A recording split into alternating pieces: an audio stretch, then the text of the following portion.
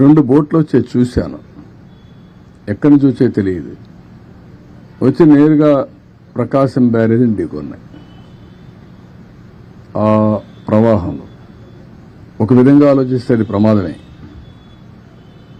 కానీ అది ఎక్కడ హిట్ చేయాలనో అక్కడ హిట్ చేయకుండా వేరే ప్రాంతంలో హిట్ చేసింది కాబట్టి కొంతవరకు సేఫ్ అయింది. ఇప్పుడు దాన్ని కన్నయ్య నాయుడు ఈరోజు చూశాడు. ఏ విధంగా చేయాలి, ఎట్లా సేఫ్టీ ఆఫ్ ది ప్రాజెక్ట్ కాపాడుకోవాలనో కాపాడుకునే పరిస్థితి వస్తుంది.